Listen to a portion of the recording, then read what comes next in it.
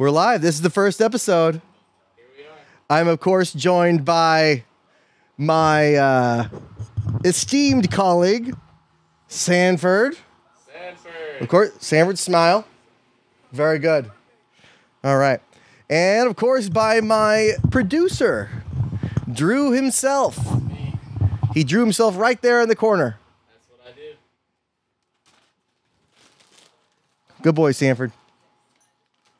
All right. So, Drew, we're here. First episode of Caught in the Moment. We're doing it. And I like to think that this is going somewhere. Where do you think it's going? Go wherever we want, really. To infinity and beyond? You think we can make it there?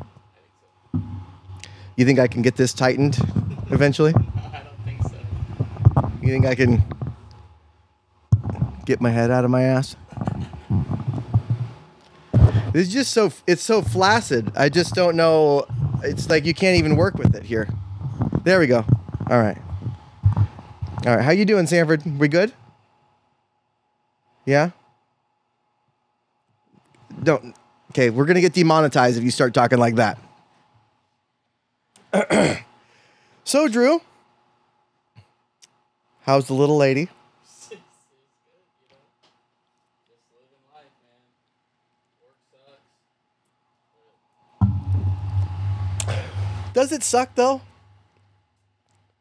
I saw what you did at that, the bluegrass thing. That didn't look like it sucked. No, it didn't suck so bad. That was balling, man. That was balling out of control. Yeah, it was pretty cool. Segue. Some of this stuff I'm going to talk about, we already talked about, but we had a good conversation about it, so we're going to do it again. Time in. You know, I think that it was a great decision on my part to have the podcast on one of the hottest days projected in October. And I appreciate that you saw it the same way. Yeah, I definitely did. Like, it was definitely hot. I know you're used to that Hayward weather, but this is 91 in Castro Valley last night at 7 p.m.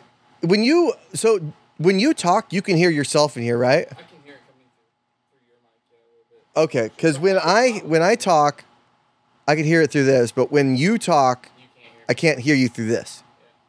So what I could do, you can edit all this out. Yeah, well, this is going to be edited, or maybe not. Maybe people see just how inept I am. Sanford, of course, being steadfast and true with the begging strips. You know, he doesn't get this many when the kids are here. Oh, he's drooling. Sanford, you're going to have to clean that up. Oh, yeah, you drooled on my spare mic. Sanford, you're going to pay for that. You're going to have to. You're going to be washing dishes for 3 weeks. All right, nice catch. All right. Actually, he did not get it on the mic, so Sanford is... He's scot-free right now. Sanford, I'm going to need you to look at the camera, though. Okay? Can you look at the camera? You're just going to be looking at me with that stupid, hungry face that drools. Well, thank you. That is looking at the camera. Very good. That's what you want to do? Jeez, Sanford. You make a good volleyball player. Jeez. All right. Man, you're losing your touch. You better watch that. So what'd you think of the chickens? Chickens are dope. Yeah. What was it? Chicky Minaj? Chickie Minaj, Eggy Azalea, Jennifer Lopez. and Jennifer Lopez. Those are the diva ones. You know, when we first got them, they were the ones that kind of needed the most work because they had some issues with their feathers. They were molting and things like that. So, you know, but the other ones we gave kind of dignified names to. You know, the Rhode Island Reds, because they were kind of like the cocks of the walk, if you will. And that's why we named them, Margaret Hatcher, Madeline Albright, and of course Bellina. Which, if you've ever seen, have you ever seen Return to Oz? It's basically like Wizard of Oz 2. No, I haven't. It has Fairuza Balk in it, that girl from American History X. Yeah, but she's like a little kid. She's like 7 or 8 or something in this thing. And it's like, they think that she's crazy because she comes back with all these tales from Oz and then they get sent back. But this time, instead of bringing a dog, she brings a chicken. Ah, okay. And that's why Aurora named her Bellina. Bellina. Yeah. It didn't have anything to do with the eating disorder or, anything like that. Bulimic. That's right. Bellina. That's what it is. Yeah. Okay. Yeah. I guess those are different words after all. Different words. Huh. The more you know. Also, this my Adobe Creative Cloud will edit out like dead sound and ums and ahs. So you can let it flow. You don't have to like feel pressured to have to say something, Yeah. No, I understand. Yeah. I didn't understand at first. Yeah. But I didn't know it does that automatically though. It doesn't do it automatically. Oh, you have to. Yeah, you have. There's a filter on there, I think, that you have to use or something on there. Anyway, we won't air this part because it will definitely show my ineptitude. Both of ours. Yeah, we'll cut it and then it'll be like they won't see anything. They won't see like what the ineptitude is. They'll just know that I am, and that'll be okay. That'll be just good enough for me. But so with this show, I kind of want to. I want to get people around here in on it. I want to start out to get to know like the neighbors. Want to get to know the local track, because we'll be going live sometimes, and we're gonna reinvent the wheel. Reinvent the wheel. Mm-hmm. We're gonna make it oval. It's an oval this time. So you go really fast on one, and then the motor only works when you are on that upside tick of that really hard part. So the motor only has to work 10% of the time. What's up with that Subaru? Man, I was working on it this week. Well, why don't you tell the people what it is? I've got a 98 Subaru Forester that I've completely rebuilt from the ground up. It's got a 2003 motor, transmission, running gear, everything pretty much. Only thing it doesn't have is the dash. Pretty much.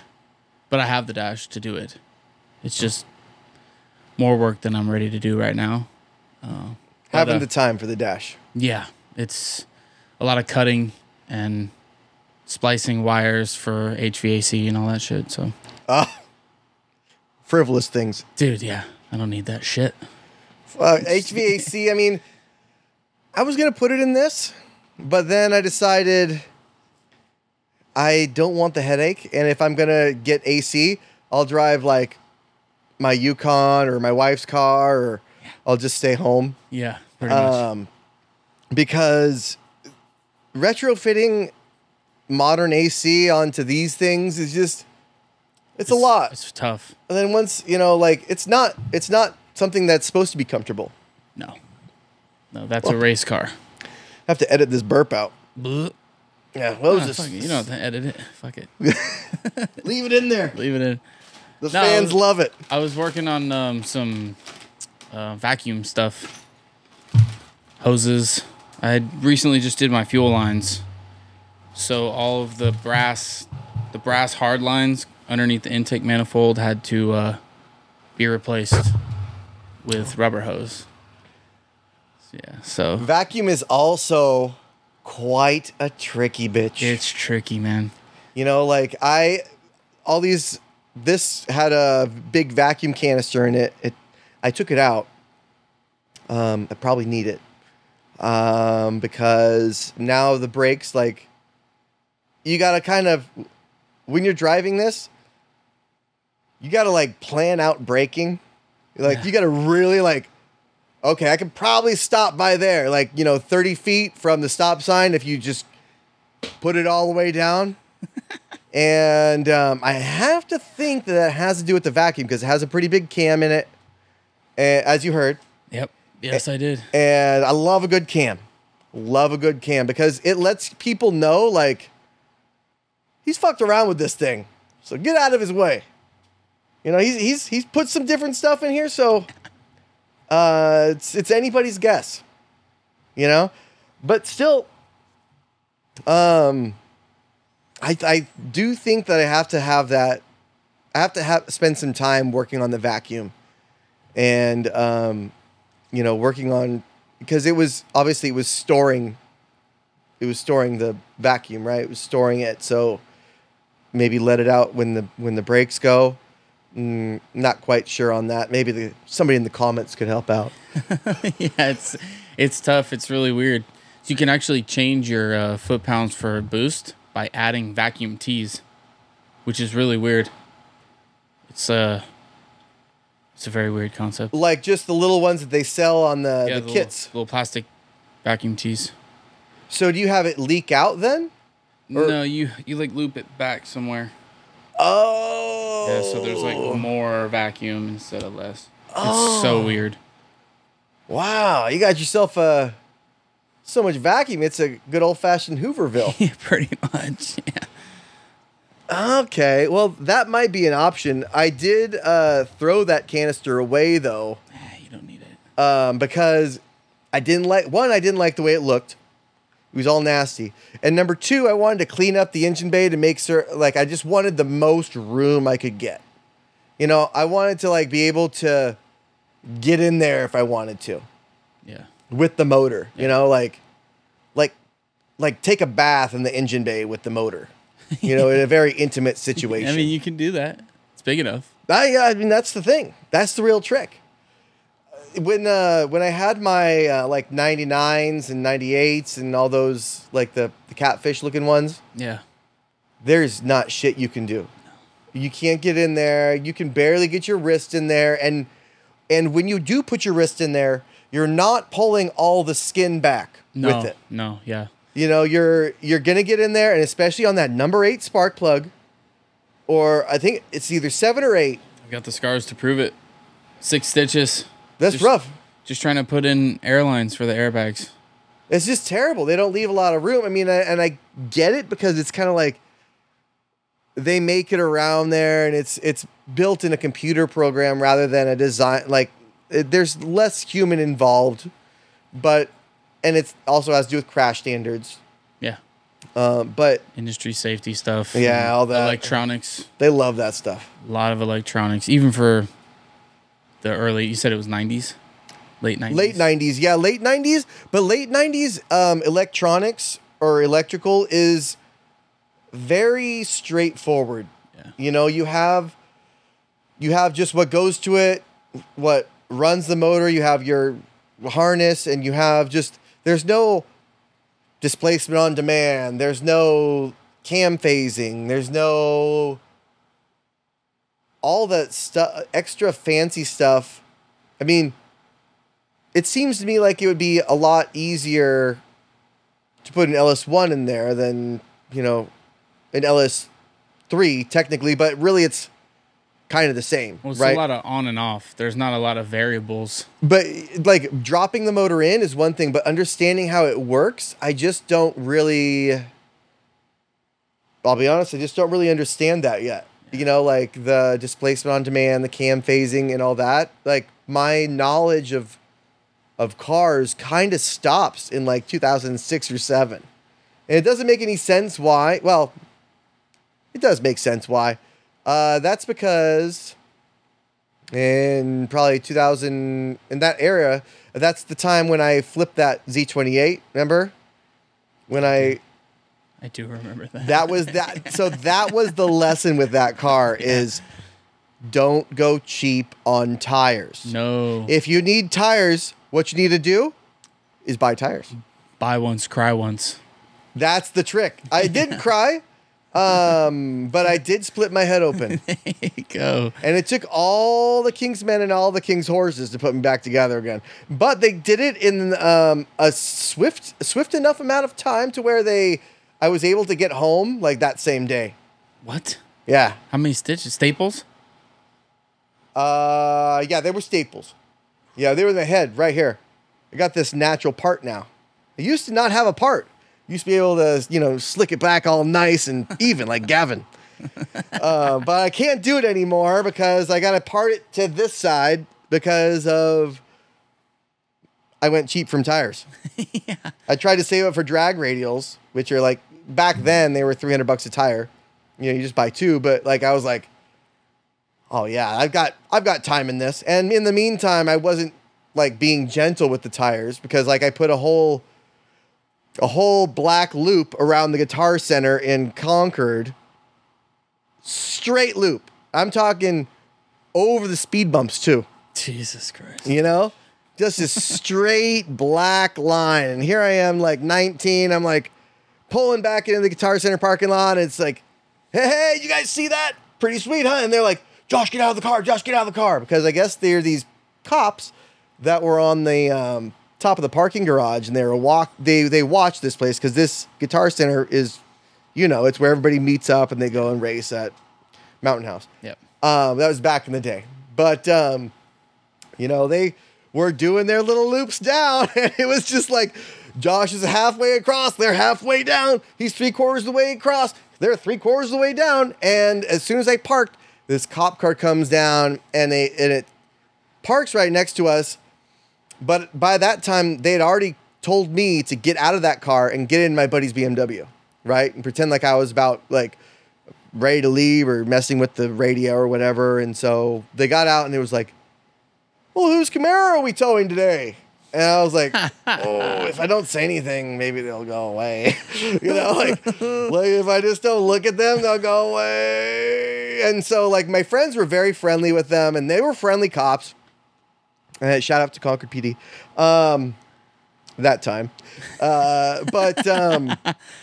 They were nice. We were all cordial and they had called the tow truck. And then I was like, okay, it's mine. And they're like, well, shit, sorry, buddy. We already called the tow truck. If you would have been here and told us 2 minutes ago, we would have been all right. But now it's towed for the weekend. And it's impounded for the weekend. I'm like, $350 a day. Luckily, this one was only $150 a day. But it's still 3 days. So you figure $500. $820 because that was their math. But it was there and I got it back and everything. But like, shit, man, shouldn't have done that. Shouldn't have done that. I should have just gotten out of that car, put my knees on the ground, hands on the back of my head, and got down. I'm sure they would have got a kick out of that too. But car got towed. And then after that, maybe 2 weeks later, was the accident. In that car. In that car. There's a T-top, wasn't it? T-top. Yeah, man. I love those T-tops. I remember that car. Yeah. The T-tops, that's so underrated. And it's so like, you don't see that today. I mean, you see like the Corvettes with the Targas. And like, it's not a T-top though. It's not the same. No. It's not like two little squares that can go in this little back trunk compartment. Yeah. And it's just, it felt so good. When I sold my first Camaro, it was the V6. And then I went to go start test driving V8s because I was like, I need a V8. That's just what I need to do. There's nothing wrong with this car, except it had a really fucking weird electrical problem that just shut down sometimes. Not good. No. But I went and test drove some, and they were, private sellers. And back then, this is when a 99 or a 2000 Camaro LS1, a Z28, not even SS, would go for like 11 or 12 grand, right? So I get there, and this guy's like, oh, yeah, it's my son's car, but he's off to college and blah, blah, blah. And I'm like, oh, man, your son's car? This is only a 30,000-mile Z28, It's a stick, which is 6-speed back then, which it was a big deal. But then, it has T-tops too. And then I was like, oh, can we take it out? And he's like, no, I don't have time for that. Here's the keys. I was like, what? Oh, you just don't have time for it. I do. Well, this is great. And so then I just drove it around. I was driving that thing for a fucking hour. Yeah. And he calls me. He's like, "Are you coming back with the car. I was like, yeah, man, I really love this car. I really love this car. I went by my friend's house in El Cerrito, just drove by and just like, man. Check it out. I made sure to bring CDs with me too, because back then, like this had that Monsoon 12-disc CD changer in it. Yeah. So I put the CDs in there. I loaded it with some Bad Religion, loaded it with some, AFI, I think it was, and maybe some Less Than Jake. Put that shit in there. Mighty Mighty Boss Stones. Put that in there, and I was just cruising all throughout Emeryville, Richmond, El Cerrito, and it was like I remember back and I was like. That was the feeling that really like sold me. Yeah. It's like, wow, Camaros are great. Yeah. And back then they were heads and shoulders above everything else. Mustang couldn't touch it, right? Unless it was a Cobra, and then it was a close race. Right.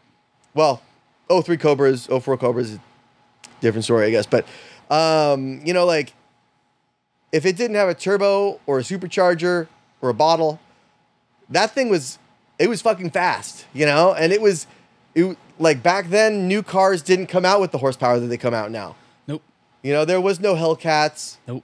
Dodge didn't even have Dodge had nothing. No, they didn't have Challengers or Chargers, and they didn't have shit. Nope. I think they may have had they still had the Dodge Stratus.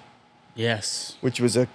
They didn't even have the SRT4s. SRT4s, right? I think they did have those then. Yeah. Because that was 04-ish, right? That was like tuner. That wasn't muscle car. Yeah. But they could be quick. Yeah. They were deceptively quick. And I remember we always called them Skittles. Yeah. Because they were all kinds of different colors, Yeah. But there was one that I raced in Chico. And I actually did a story on his car in the Synthesis, in the magazine I wrote for. And he had a boost controller, he had exhaust, he had intake, and he had a couple other things. But that thing was very close to how fast my Camaro was, until I started modifying it. And then I put a bottle on it, 150 shot, but man. Shout out Sanford for hanging out. Shout out to Sanford for keeping it real. Dude, look at him. He's fucking chilling. Oh, first guess, best guess. Oh, no. He's out. He's done. He's done. Hey, we're still recording. You can't leave. Okay, you got to leave then. Sanford, you can't be here. All right, have a seat. Sit down. Go on. Okay. Just chill there. People can see your eyes, probably.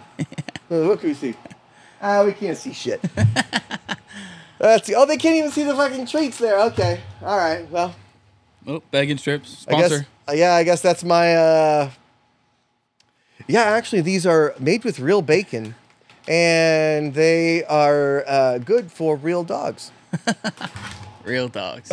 Not fake ones. No, fuck the fake dogs. Yeah. I mean, who's got time for that? No.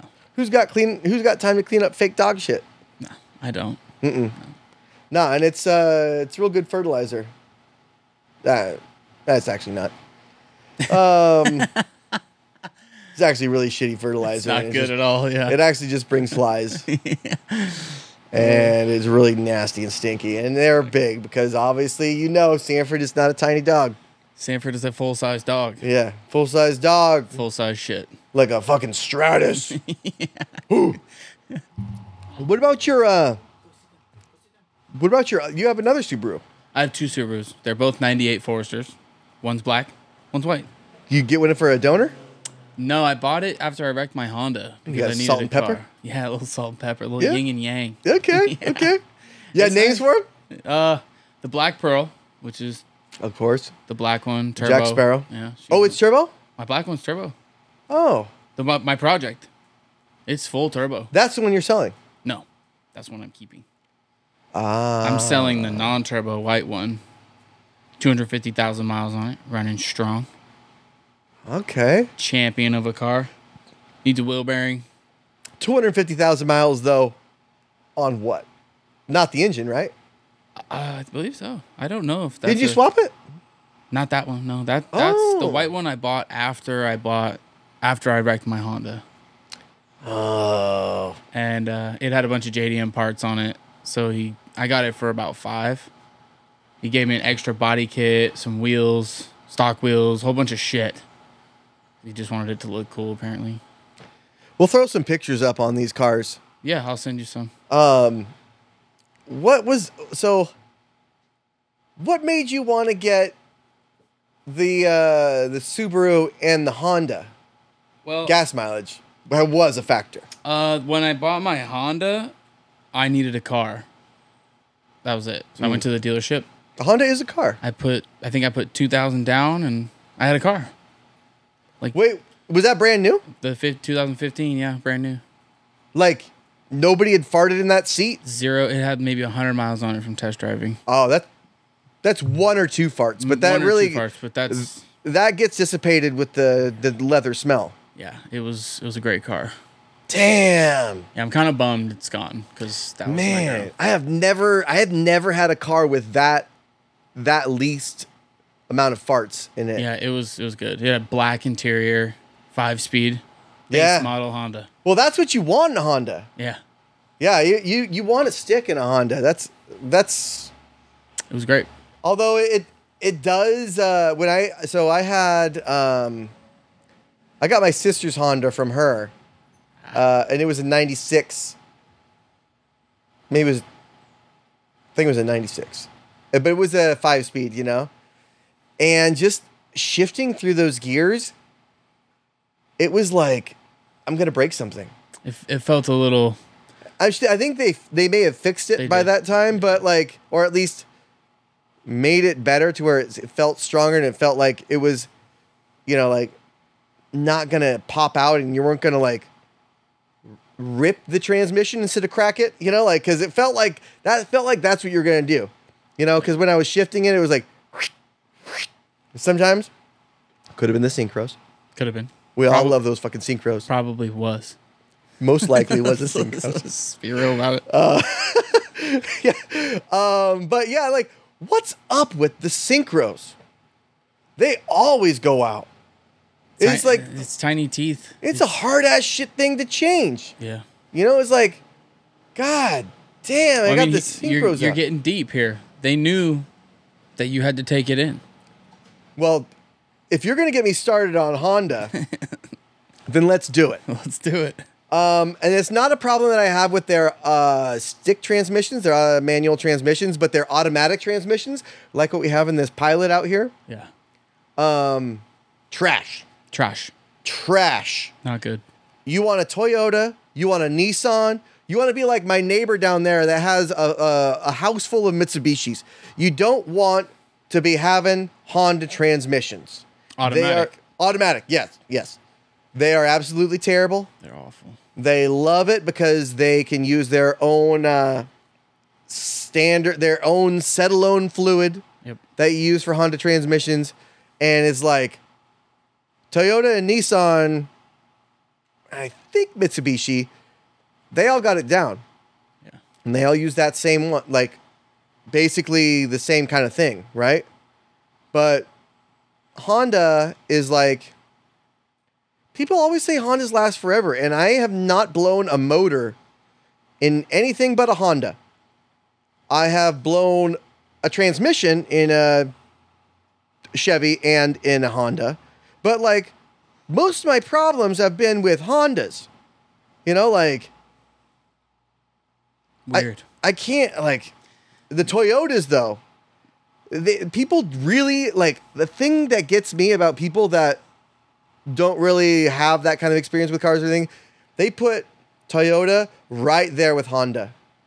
And it's like, it's not at all. No, it's worlds apart. There's definitely a gap between the two. There's the reliability that Honda doesn't have in its cars as a whole. There's the performance that Honda doesn't have in there as a whole compared to Toyota. I think we can agree to that. And Nissan. Yeah. Especially Nissan. But even Mitsubishi, it's like they have the performance. They have all these. They were able to get the Evo right. But it's just, how long has it taken Honda? And they just are sticking to this fucking transmission. Just don't anymore. Yeah, just don't. Just be like one of the Joneses. All the cool kids are using the good transmissions. Yeah. Don't try to shortchange your people. I can't really speak for the new ones though. Well, that's the thing I don't know about as well. I like to again, it's the knowledge is kind of like up to 2010 or ish. Yeah. Right? Anything after that, I kind of just gave up on. Just too much electronics. Yeah. Too many variables. What about the BRZs? Not a fan. No? I don't like the rear wheel drive application very much. No? No. You got to have them all going. Yeah, for me. Yeah. Okay. Yeah, I don't like being pushed. I don't like being pulled. I like being. I just like going across the earth. I like being pushed. Unless you ask my wife. But I mean, it's just because this pilot's all-wheel drive, and I feel like it's wasted a lot. You know, like Yeah, well, the way the limited slips work. oh, If you lean this way, all your power's on those wheels to keep the turn going. But if you lock them, if you weld them, no. I mean, I've had it always, and it's so limiting when it's just not when it's a not limited slip. yes, When it's like an unlimited slip, which I call also the one tire fire. yeah, You know, that's an unlimited slip. Because you let that thing slip all day long and it slips forever. it will. And that is, I mean, you're talking a lot of tire maintenance, lots of rotations. Your car's not fast. No, At a dig. no. And it's a very lame way to live your life. But limited slip seems like the middle ground. That welding them to where it's like fully locked. Drift cars. Drift cars and, I mean, drag cars to an extent, but dedicated. Dedicated. Like you're dedicated if you weld it. Yeah, because you're going or you're not. Yeah. You there's really no practical applications to where you can be like, I guess this would be nice to go like get groceries with. Yeah. You know, and it's like you're just peeling rubber out and you're going 4 miles an hour. Yeah. Around a turn. Yeah, no. You see, I mean that's just not for some people, it's good. For me, when I was like 20, do it. Yeah, do it. Fuck it. Send Weld it. them, put the nitrous on there, take the seatbelts out too. You know, it's extra weight. Take the airbox out of there. Shit. Take a bunch of brackets out of there. A bunch of shit you don't You need. know? Power steering? Nah.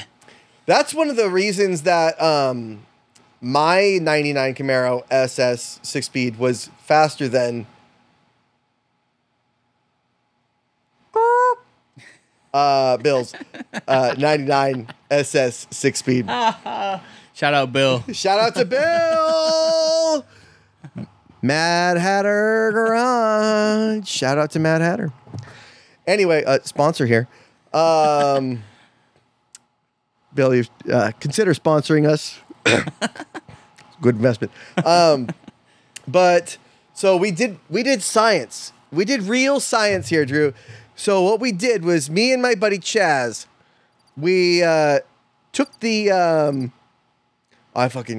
crickets, man. You know me and crickets. I know you and crickets. We'll get to crickets You in a owned second. reptiles and you couldn't deal with crickets. We will get to crickets in a second. Remind me about crickets when we get off of this topic, because we did science. Me and my buddy Chaz. I had my Camaro.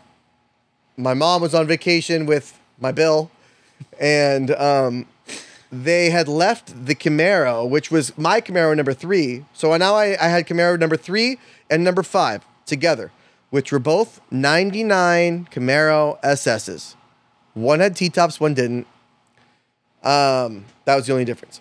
So my Camaro did not have T-tops at this time.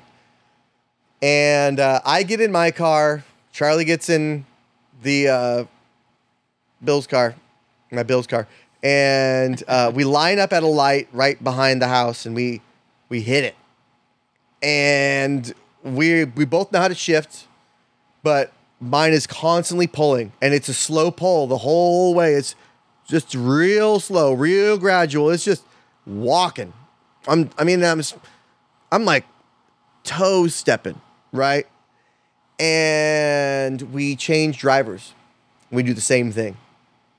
And then he toe steps me the exact same amount, right? So we know we're putting the same amount of effort into this car, into both these cars. Yeah. And just mine was faster. Because it was lighter.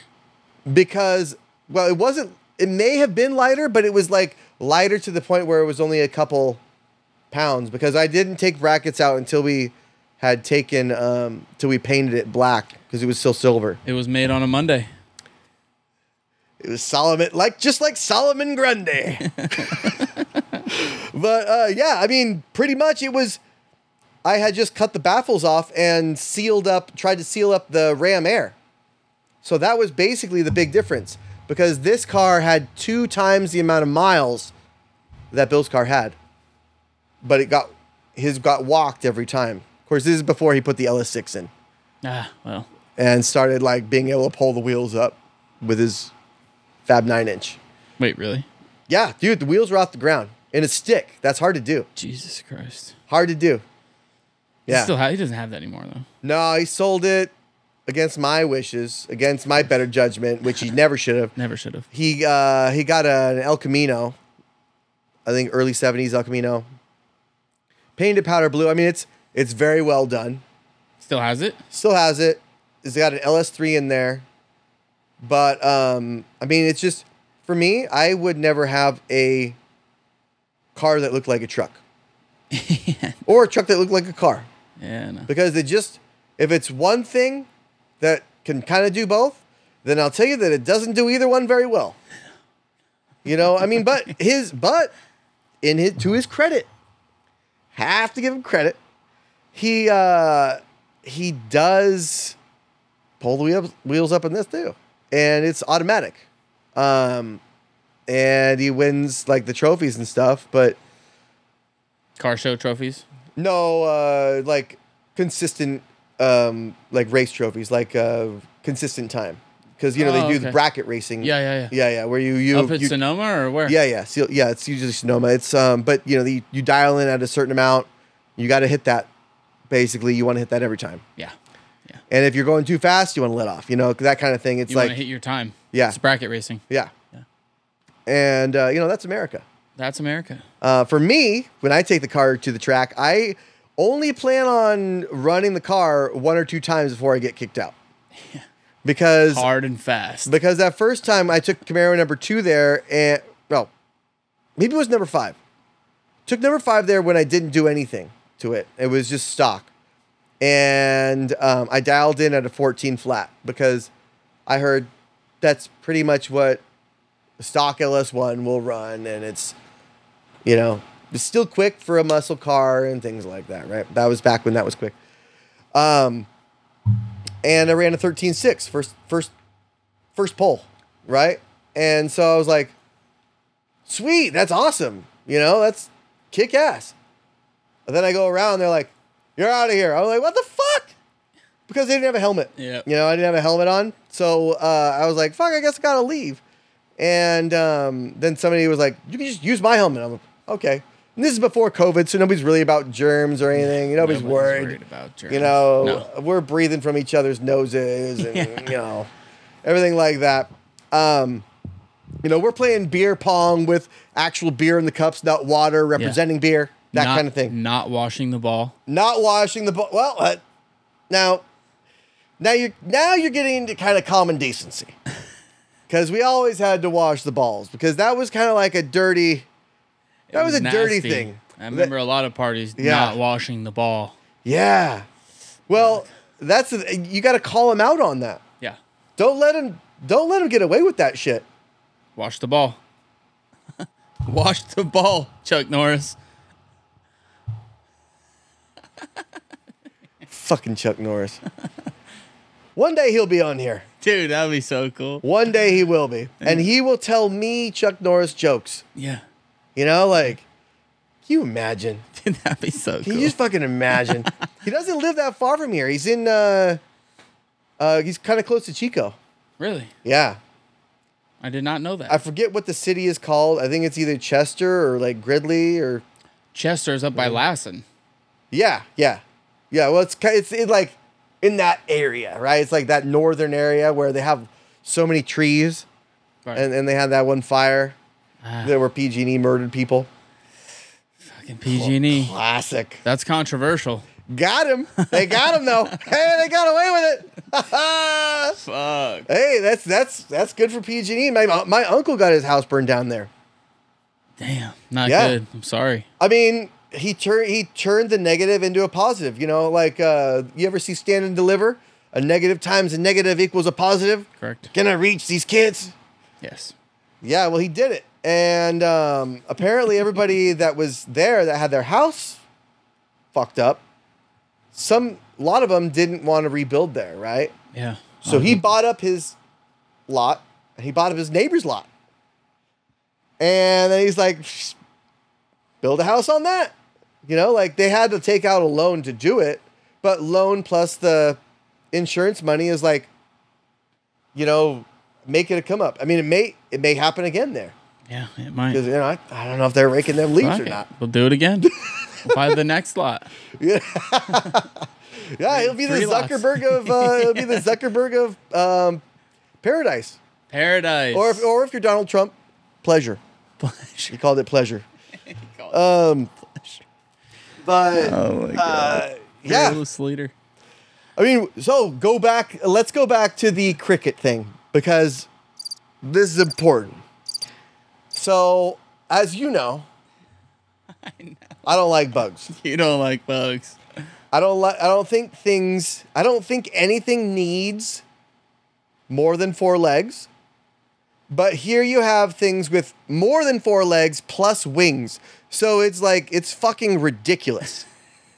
It's like, why? Like you have 6 legs and you have a brain that just moves your legs. Why the fuck do you also need wings? You know, like just have wings. Just have wings. Or Like just birds? have 4 legs. Birds get through it and they only have 2 legs. They don't have any arms. They don't have arms, legs, and wings. Nope. You know, like, and it's just these bugs are like, they buzz around and they fly so erratically. And when they jump, it's like, oh, there's a bug on the ground. But instantly it's fucking right in your nose. It's right in your fucking face. Instantly. Because their fucking legs are like, I don't know, like little gas powered jets that they just propel them straight. And it's like, they don't have any fucking fear either. You know, when you're chasing like a squirrel around or like a frog, it's like they want to get away. You know, like a frog won't like jump right into your eye. No. You know, like it won't like, if it's buzzing around, it won't like fly right at your fucking forehead. You know, it's like, what, like, that's not very good for like self-preservation. No, it's not. Or nature. You know, if I really wanted to kill bugs, I mean, it's easy to do. I guess there's businesses about it, like exterminators, but you know, like, this. oh, well, yeah. Sponsor. Yeah, oh, could be a sponsor. You know what's cool is some people have the camo one. I think that's the generation 1. They have a pistol too. Yeah. That is killer for flies because when you get them, they usually land on that, like the desk. And I'll pick them off the desk when they land. Every once in a while you get one in the air. But I get them, when they land, I get them. But it doesn't kill them. It only stuns them to where they go on the ground. So you nail them, and then you look on the ground for them, and then you cock that shit again, and you get him again. Double tap. Double tap. Like that one. This guy needs a double tap. Yeah. Also, Sanford tries to eat flies. Yeah, my cats go crazy for flies. Dude, it's like, Go crazy. it's gross, and I don't know if it's like something that we should encourage, but I like it. You know, like, fucking A for effort, right? Yeah. Man, I know this isn't something that you're like, wow, that looks fucking tasty. That looks delicious. It's just, Yeah. It's just fun. I just don't like this thing buzzing around Yeah. because it's your territory. Like, you know, I mean, your cat's fucking your territory. Yeah, this isn't about Like- you, fly. This is about me. Yeah, cats, man, they don't like that shit. No, they don't. Sanford will play with whatever he can. Whatever that moves, he'll play with. But Sanford. you ever see like the videos of like a cat playing with a mouse? Oh yeah. But then like a chicken comes and just like the cat doesn't know what happened. This chicken just snatches that thing and it's gone. Yeah. It's like that's they mean business. They mean business. They don't want to play with things. They're not there to make friends. No, they want to eat it. They eat it. Yep. That's what they do. A cat will bring it to you uneaten because it expects, of course, you to eat it. Yeah. Um, Not eating it. But I mean, I tell you, like, but anyway, that's so back to crickets. I had these frogs, of course.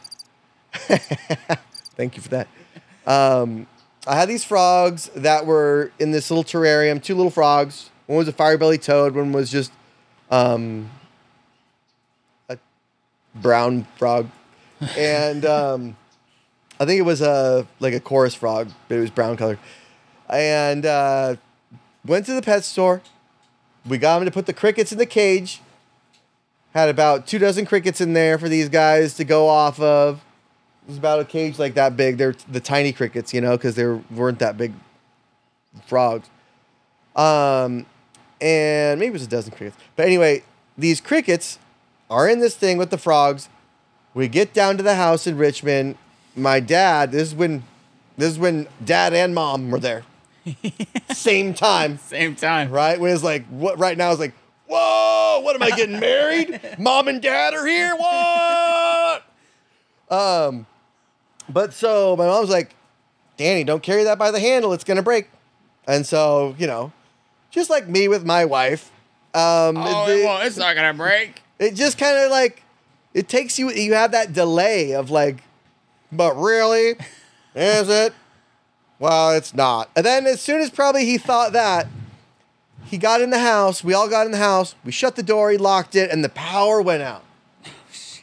Power's out in the house. And then all of a sudden, the cage drops on the ground. And there's crickets and frogs everywhere. Everywhere. And we got the frogs because they were very loud, very easy to see. But the crickets, they were the small ones. So they got in the grates. They got in the house. They multiplied in the house. They got in my toolbox. I mean, back then it was a toy box. Toy boxes. I was, trying to play with my Power Rangers shit.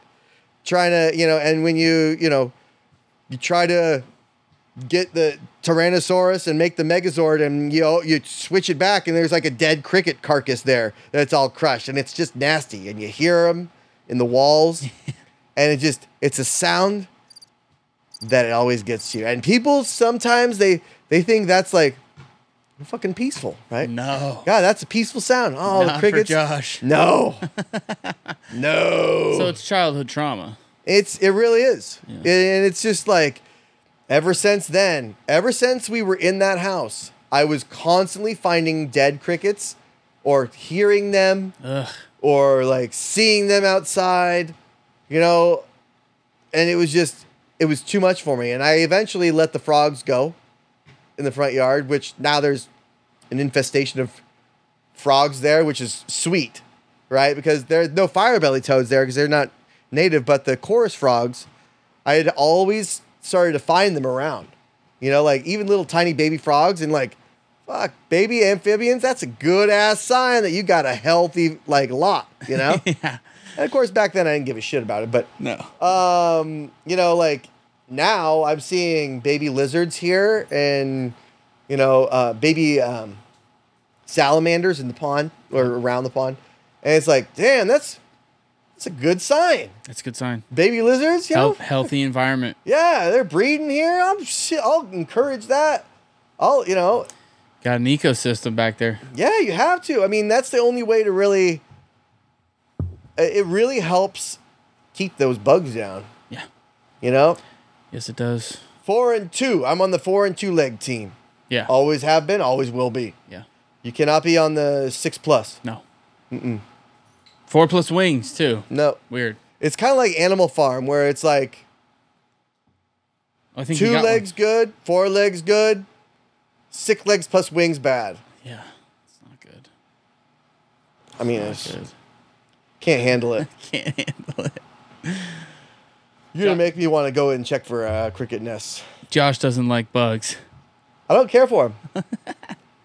I got enough bugs in the house from the FBI planting them here. Yeah. Oh shit. Marty Bird Who's that? from Ozark. I'm unfamiliar. Dude, it's a great series. Yeah? Yeah. We're on like the last 3 episodes of 4 seasons. So Really? it's all coming to a head now. Ooh. It's wild. That's a fucking cliche word to say or phrase. Coming to a head. Coming to a head. It all came to a head. I guess that's the only one I really. I'm sure there's more that are like that. Pinnacle? It was about to come full circle. Come from. Yes, definitely full circles. Yeah, Marty Bird can't get ahead. It's just there's always something. You ever? I usually I try to sometimes dork out on documentaries. You ever watch? Have you watched the Painkillers one on Netflix? I think it's No. on either Hulu or Netflix. I know what you're talking about though, but I have not. The Oxy one, I haven't. I've checked out the first episode and it looks really good. dude. Yeah, I binge watched that whole thing and like it's like a documentary series. it's like a documentary series, but it's off OxyContin and it's like this. It's about how Oxy came to be. Yeah, it's like the Sackler family is just one family. Yeah. That was like, well, let's just give it to everyone. Yeah. And they had these like, very attractive young women going and trying to sell it to these guys. And they, it's like, I remember in this time, because I remember I used to work for Sutter, or, maybe we'll edit that out, but used to work for a local medical group. We'll edit the name out later. But, or maybe we won't. Fuck it. Fuck them. I have Kaiser now anyway. But, I used to work for them. And when the drug reps came around, it was like, they're basically like lobbyists, but also salespeople because they get a commission on it. But They're drug dealers.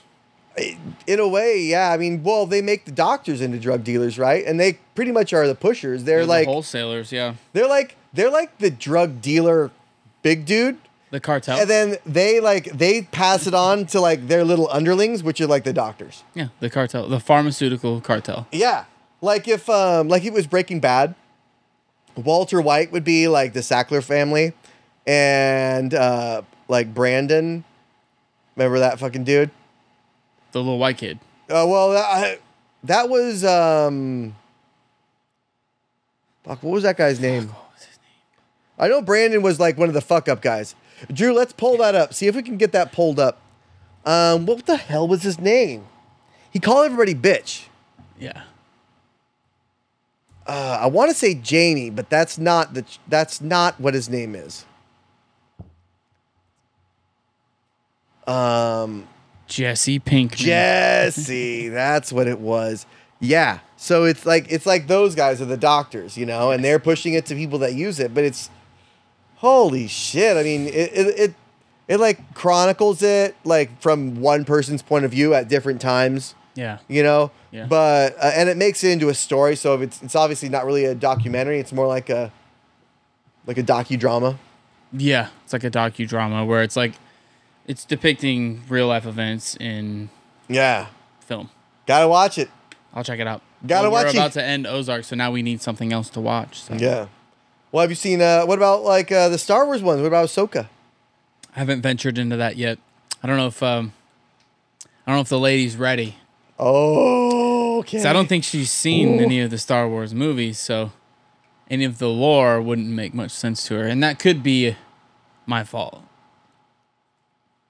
Well, she's gonna have to see him eventually. She's gonna have to. There is no real getting away from Star Wars. Because it's everywhere. Yeah. And it's here to stay, kind of like Pokemon. Yeah. Just like Star Trek.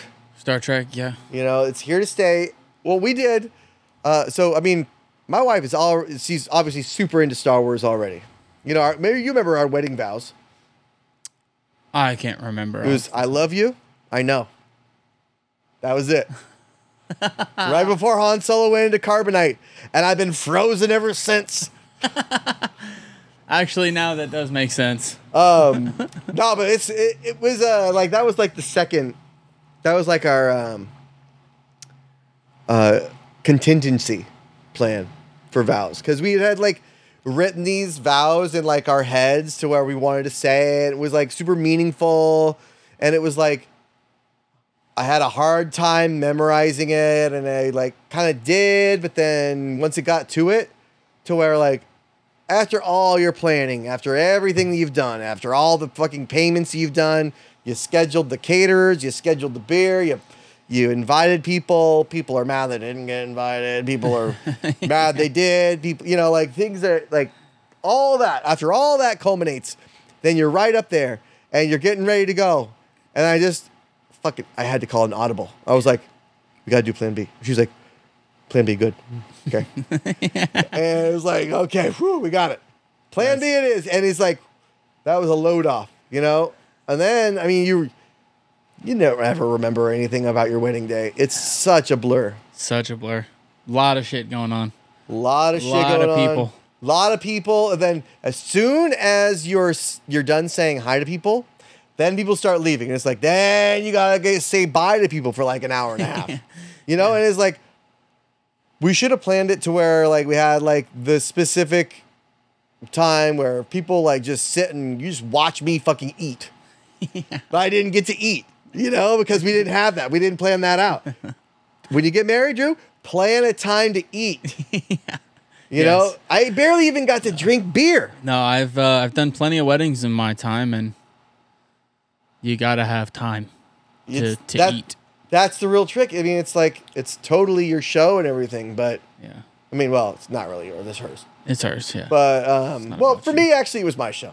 A little bit with your LED suit. Yeah. Yeah, but at the airplane museum. Yeah, the little lady's not much of a showman as much as her husband is. But yeah, it is a production. It's so a production. Make time to eat. Yeah, and that's a tiny wedding. Yeah, it was not that big a wedding. No. We had it there, and we had like I thought it was just cool because we had that like that simulator, that 747 simulator. Oh yeah. Where it's like, how does it feel to fucking crash a 747 9 times in a row? Yeah. About the same. About the same every time. Yeah. I did land it though a couple times. Did you? Land it twice. Yeah. Nice. Yeah, when you get that auto throttle incorporated in it, it's and that there was a lot of switches in there. And I mean, I've flown planes, but I haven't flown. Those planes are all automated. The Enterprise. Man. Those things are. To an extent. They're huge computers. To an extent, yeah. I mean. Huge computers. I mean, when I flew, I mean, it was just, single engine deal. Yeah. It was always that, like when I flew as a kid, when I flew as what I like to say adult, right? Because I didn't have kids. I just didn't have responsibilities. My bills were like credit card bills that I had fucked up on. From your Camaros. Well, no, actually, I had never. So funny thing about car loans, if you play it right and if you get a great deal. I bought this Camaro. I bought the Z28 Camaro number 2. That one. 4ZWK903. Oh no, that was the V6. That was the Tempo V6. That was the Z28. That was number 5. 6 DUT 297. But yeah, 6 DUT was the SF. But for a ZZ, that was the one I flipped, and that was the Z28. And I had bought it for I think $11,000. And due to like the low mileage and how good of condition it was in, I got 13.5 or no 13.1 from the insurance. So I was like, "Fuck, that's a come up." It's a come up. I made money. Yeah, same thing happened with my Honda. I owed like 7.5 on it. And I got 12. Yeah. Take good care of your shit. Hey. Get a good deal. Yeah. And it pays off in the end. It does. Even if something happens. Mm-hmm. But so I took that and I was like, Well, now that loan's completely paid off, I've got fucking killer credit, and I'm gonna go buy an SS. So I went I was like, 15.5, fine. Sure. Like I'll take out a $2,000 loan. Well, no, it was because that loan was gone. That was done. So it wasn't like I was taking a loan out for the remainder. It was I was taking a loan out for basically 16.5, which you so take into you account. only had 14. Yeah, you take into account like insurance, tax, all that stuff, because you can't just have them say that they sold it to you for $1,000. Well, because you have to get a loan for it. Oh, because there's because the loan is if you're doing a full cash transfer. It's different. The loan is based off of the value of the car, right. And you can't report DMV one when credit bureau says the other. Right. So, well, you can, but good luck. It raises some eyebrows, I'm sure.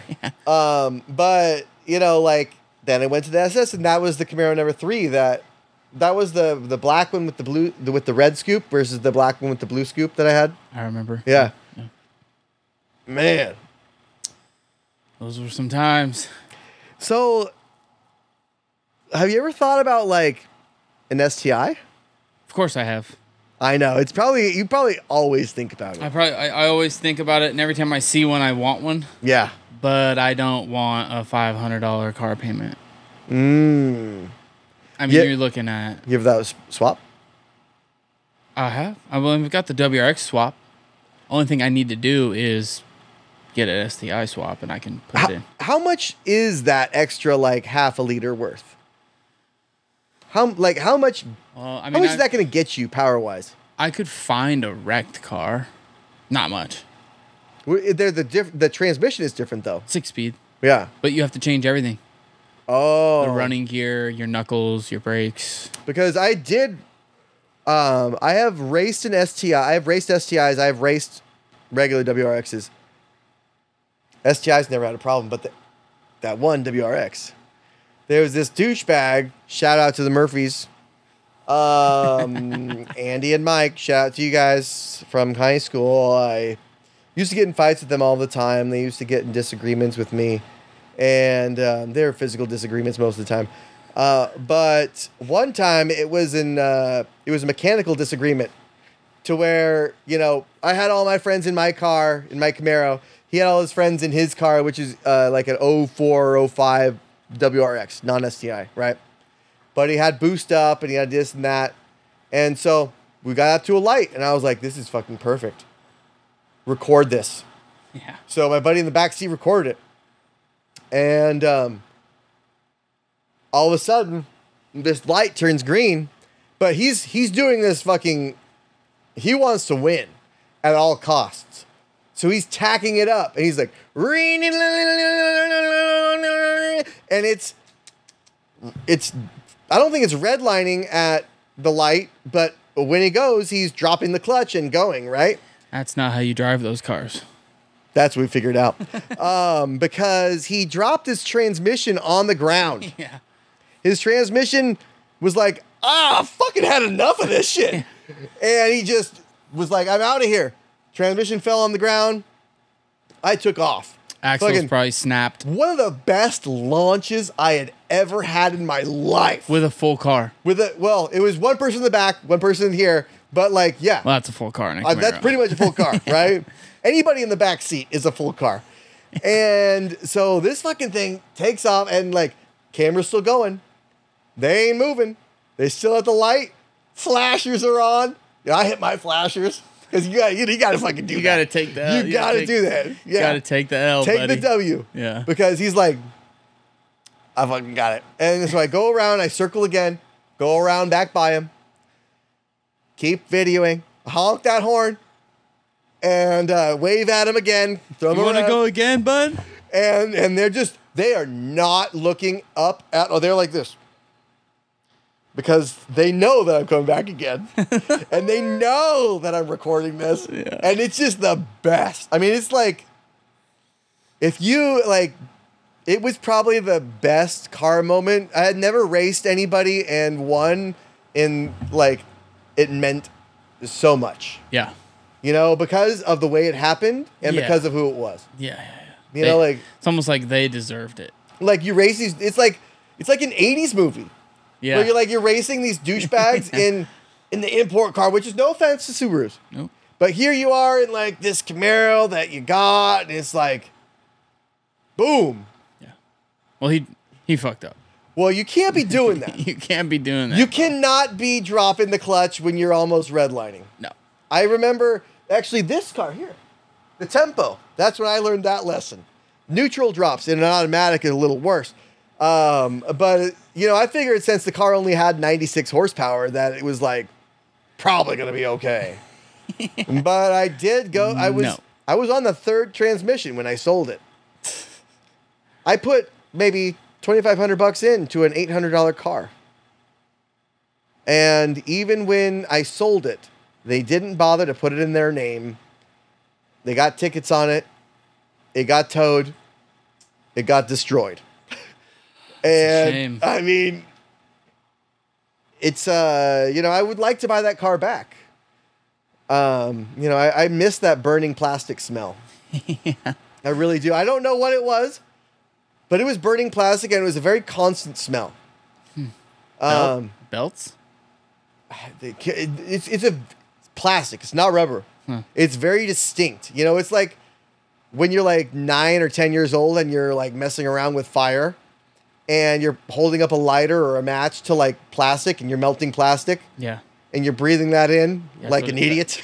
Yeah, that's what it smells like. Yeah, it was just like that. So it's like, it's unmistakable to where it shouldn't be smelling like this. It's melting something. But, you know, fuck it. Fuck it. I mean, it only had 96 horsepower anyway, but what are you going to do? Got you from A to B. Got you from A to B. That was your first car? Yeah. Yeah. That's also when I learned to not trust mechanics. Yeah. Yeah. Because you go there, you bring it in, and it's like, $3,000. oh yeah, it's $1,600 this time, and then a month later it happens again. Oh well, we didn't do this, blah blah blah. It actually needed this too, but since it's labor, we need to take it all apart and blah blah blah. You know, so, you know, shout out to. Oh, I'll fucking remember who this is. Yeah. I'll remember. Because you're right in that Concord area. They're out of business now. But I think it was like Mike's Auto Body. Something like that. And if there's another Mike's Auto Body, it's probably not that one. This one was on Monument. And it was this little thing next to Jim's Auto Body. Both Mike and Jim are out of business now. But, you know, like it really didn't give me any confidence on anybody working on the thing. And also because this is the time when 2020 was still on and, you know, the news was still respectable and you could kind of trust it, you know? Kind of. Like you had like Barbara Walters, John Stossel, you had Hugh Downs. Hugh Downs. Which nobody talks about anymore. No. You know, but like, yeah, these people on there in 2020 was always like, well, a lot of times they don't even do anything with the oil or with, you know, they don't change it at all. So I was like, fuck, I better learn. And so I took Auto Shop and it was like, damn, this makes me feel good. Yeah. You know, it like makes me feel like I know things, which of course I did not at the time. And you know, it's like, I know now a lot of people get screwed. I won't ever get screwed again by a mechanic. And I never did. No, I've never taken my car to a mechanic. It's always been to like I'm bringing my car over. Yeah. And we're going to figure this problem out. I had to take her car and get a new transmission put in it. But it's like, you cannot fake a new transmission. No. Like, you can fake a lot of things. You can fake oil changes all day. You can fake a transmission change for sure. Yeah. You could fake coolant. You could fake any liquid change, any kind of fluid change. You really can't change how the shift points are and basically that it doesn't shift at all. Yeah. And now it does. Yeah, you can't. You know? Only thing I can say that I wasn't happy with is because it's all-wheel drive, but it's transversely mounted. Right, so it's basically front wheel drive architecture. Makes sense. Yes. So you got to take those CV axles out and the CV boots and all that shit, and they didn't put them in back right. I'm not gonna say the name of the shop this time because the dude was super cool and gave us a super good deal. It's just maybe those things had to be replaced anyway. Shout out to Burp. You know, he did know what he was talking about, and he specialized in Honda and GM transmissions. So it was like, oh well, if you specialize in GM, I might have to buy a transmission off you eventually. Yeah. Because I was planning on buying a transmission for the Camaro, but you know, before I got the donor truck to swap it out, you know, and it was good because he has that hook on those used but refurbished transmissions that are like low mileage. Usually they're like the Japan ones, you know, because they have that mandate. You got to change them out after a certain amount of time. Every 70,000 kilometers. So it's 70,000 kilometers. I think does that translate to like 30,000 miles? Yes. Somewhere around there. 40. Right? 40 or 30, somewhere around there. Yeah. And I guarantee there's gonna be somebody who's watching this that's gonna be like doing the calculations and These two guys are idiots. I'm a fucking idiot. You know, he had that hook, and so it's cool guy to know, you know. And he was the kind of guy that was like, if you have any problems, 43. 43. Okay. 43,000 miles. Okay. All right. Damn, yeah, so that's quite a conversion. So it's basically it's less than half instead of more than half. No, it's more than half. Well, like a kilometer is less than half a mile, or more than half a mile instead of less than half. Yes, 0.6 mile. Yeah. Okay. That's that trick. Well, you got to get that down. You got to get these measurements down. Well, we have the internet. That's what I mean. I'm not saying you have to get them down. Yeah. I'm saying you, as like the world, has to get these things down. Yeah, I get it. Yeah. But I mean, I think that's probably the only time I've had to take it in to get something done. Because, you know, with like a clutch, those always go out. You put those in quick, you know. I used to be able to drop the transmission on my other cars, in my other Camaros, in 12 minutes. Drop the transmission right on my chest. The transmission just take a really big dookie on my chest. Oil? No, I mean the whole thing dropped on. Well, it was a stick, so it was gear lube, you know. But it was like it didn't leak out or anything very much. Ugh. Dropped that thing on my chest, had it on the ground, 12 minutes, put it back up there. 10 more minutes, had a new clutch in there. And it's like, if you go to AutoZone or O'Reilly's and you get that Duralast or you know whatever they have that's a lifetime warranty clutch, and you just fucking eat that up, just eat that shit up. Yep. Every time. Go get a new one. Go get a new one. Because as soon as they stock it, it's out. Yeah. You know? And just get a new one every time. What are you doing? Get a new one. Why are you spending that much on a clutch? Burn it out. Yep. Burn it out and let it go. Especially if you can do the work yourself. You do the work yourself, you burn it out and just get another one. Put it in there. You know exactly how long it takes to burn that shit out and how long it takes with whatever driving pattern or driving habits you have. You know how long that'll last. For me, 3 months. So I knew when I had to change that clutch out, changing the oil too. Yeah. You know? But that's... You have to. Going through clutches like you go through oil is probably not normal. No, I wouldn't say so. But for a 20, 21-year-old, you know, who has no responsibilities, who like... Go for it. Who life revolves around the car. You learn the car then. Mm-hmm. You learn one car, and you just get that over and over again, and you're good. You're good. You know? Yeah. Shit. That's why I stuck to Subarus. Yeah. You stick to what you know, stick to what works for you, and just ride it out. I mean, if you're a Ford guy, more power to you. I mean, I know that there are fast ones out there, and I give them a lot of shit, but, you know, I got a Ford sign around here, right over there. Got a Ford sign there. And my first car was a Ford. I haven't got another one since. I have to attribute the burning plastic smell to that, because the only Ford I had was constant burning plastic smell. And I've never had a Chevy that's burning plastic smell. No. I had an 89 Suburban GMC.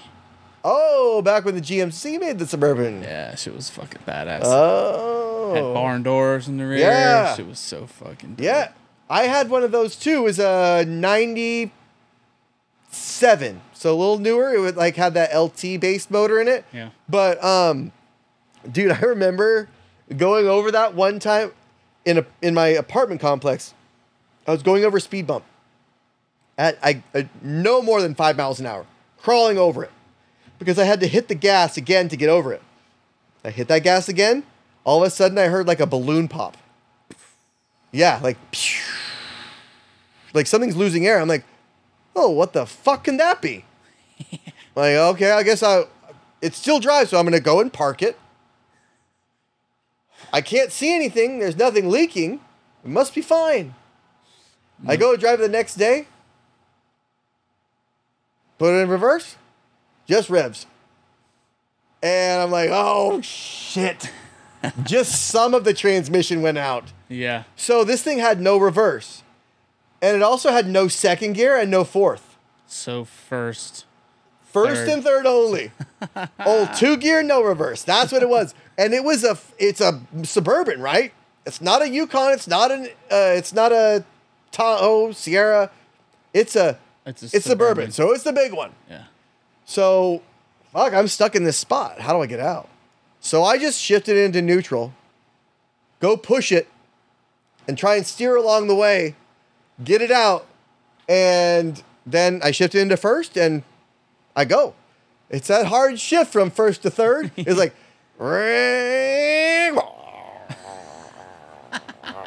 especially, and then when you get on the freeway, it's like you don't have that fourth gear, you don't have overdrive, so it's like you're really winding out. You're winding that motor out on a Suburban. Yeah. And you are not getting very good gas mileage at all. You're getting gallons to the mile. Yeah. And so I just drove it like that for like 6 or 7 months. And I'd park it in somewhere, and it would be like, I push it out, and I have to get a good enough push to where it still keeps going. And I hurry up and run around to the car door, get in, and turn it, start it, or turn it and shift it into like first, and then go. Shift it into drive and just go. And it was like a fucking pirate ship. It was like you go and like, you got to push this thing out, and you also have to drive the boat. Yeah. Yeah. And I wish I didn't get rid of mine. It was so badass. They're tough. Put a 2-inch lift on it. What body lift or suspension? Both. Oh shit! Was that like 4 inches then? Yeah, so it's a 2-inch body and a 2-inch spring kit. Damn, son. What kind of tires do you have on that? I had some big fucking... Can't remember what they were. They were like this tall though. Damn, you must have got the same mileage I did on the freeway. Yeah, probably. Probably why I got rid of it. Yeah. It's useless. Yeah. Well, I mean... You live in the city. Yeah. Well, yeah, you live in the city. I mean, it's hard. That's hard to park. Yeah. I sold it to a guy that does refabs on it. Oh, really? GMCs and stuff, so it's in a good home. Oh, see, I actually had to sell it to somebody who wanted to trade.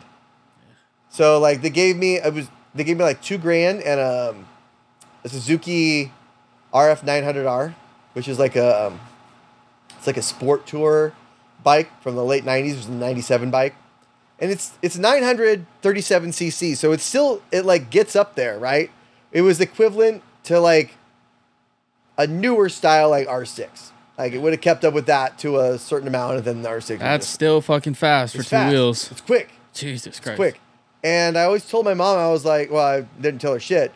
But I always thought like, man, I just want to like get done with this bike and not have it anymore. It's fun. It's fun to have a motorcycle.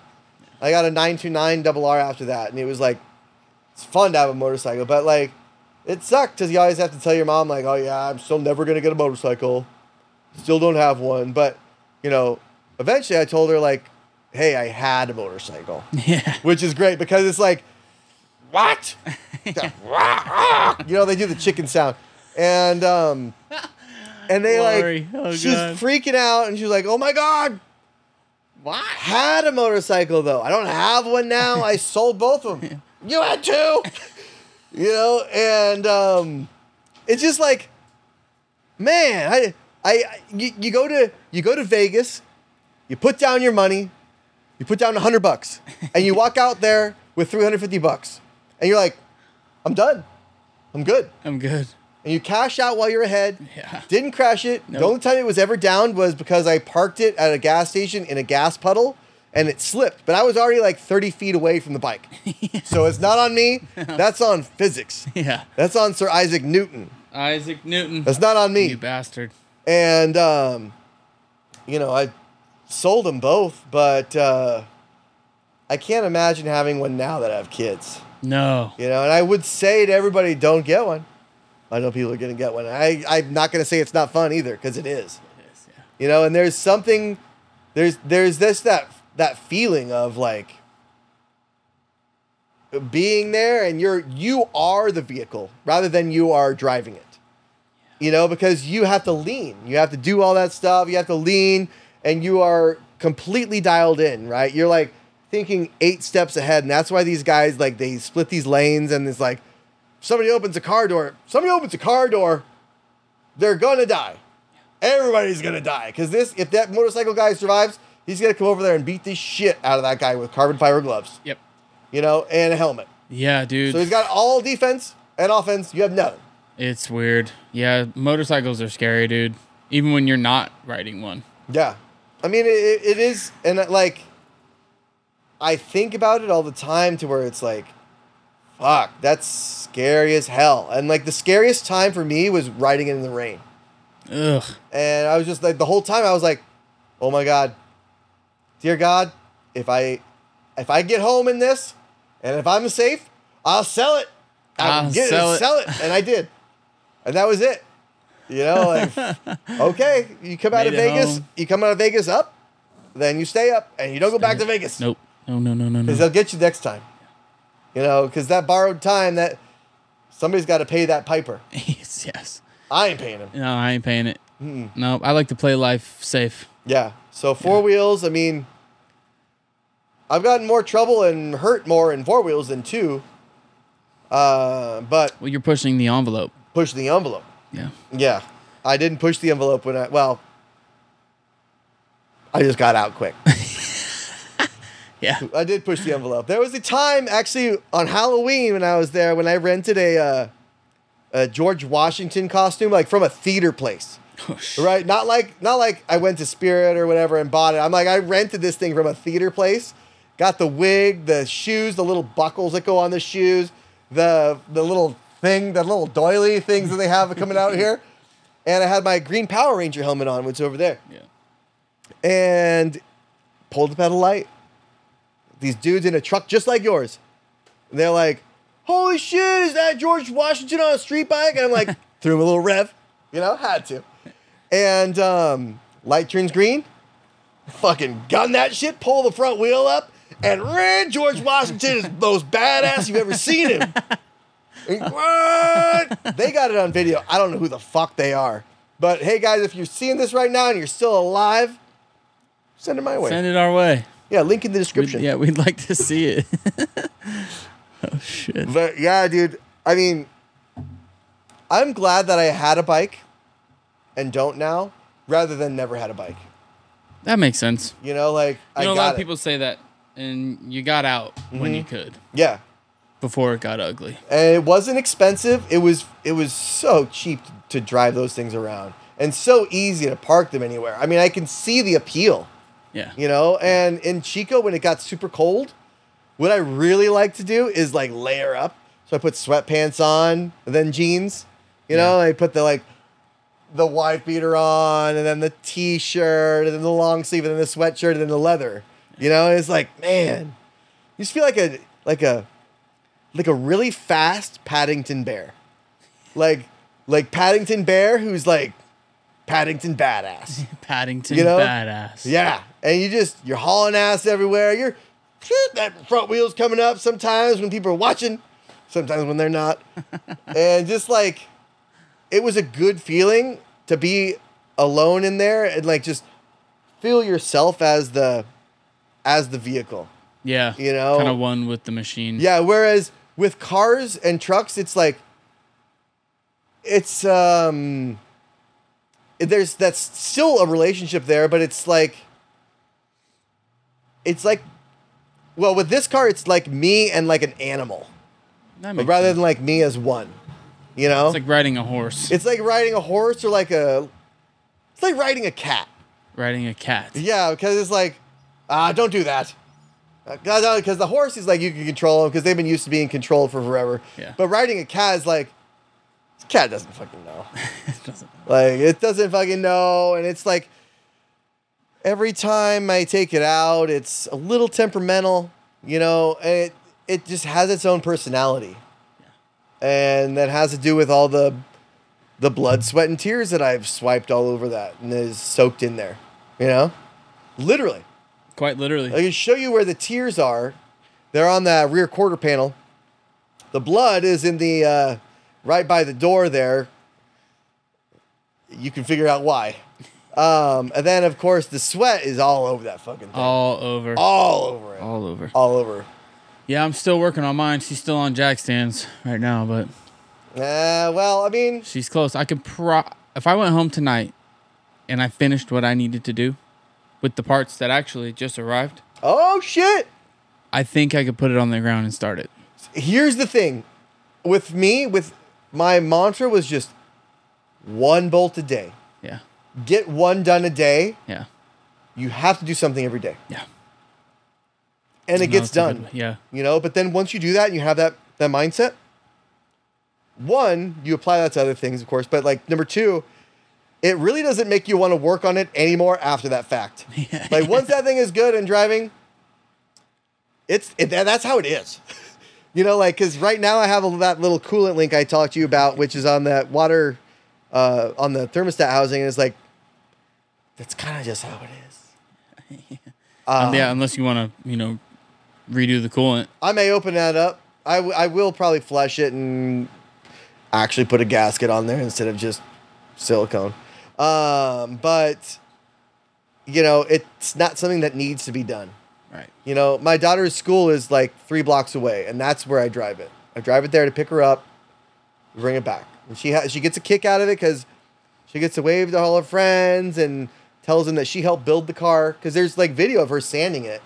Yeah. And like helping me even take the motor out of the truck, and her Elsa dress from Frozen, So which we had to throw away after that because it got just destroyed. Destroyed.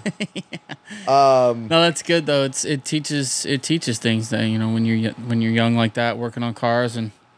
Well, you have to now because it's a process. They don't have auto shop anymore, really. No. Auto shop is getting less and less, and even when I was in high school, it was like. Yeah, I didn't have option. Yeah, dude, I had that option, and I had to roll with it. I took it. I think I took it my sophomore year before I even had a car, and I fell asleep one time in auto shop. Oh shit! It was like in the place where you're like in the little classroom and you're learning about the stuff, right? You're not the hands-on lab part, but yeah. And I remember waking up, and the classroom was dark.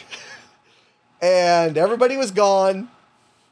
And it was just me. So they had all left me in there. And they were all quiet enough to leave without waking me up. Yeah.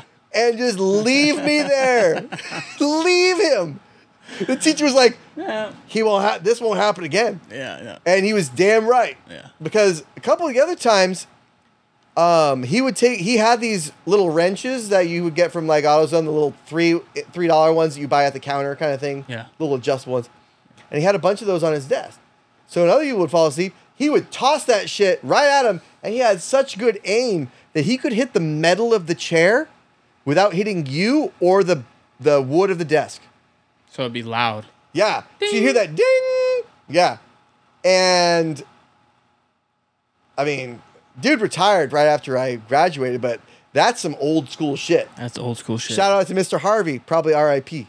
But Harvey, if you're still around, gotta get you on here. Gotta get you on the show, but Yeah. But That'd be cool. That would actually be a good idea. Yeah. Get some fucking old. auto shop. I got a couple that are. I got some stuff lined up that is old school hot rodders. Yeah. But I got a plan for them. I had planned for. Shout out to Alan Netness for ditching out on today's podcast. What? Can we get the horns? Top right. Woo, Alan. But yeah, shout out to Alan for missing this one. And We're at an hour and a half. oh, we'll cut it out.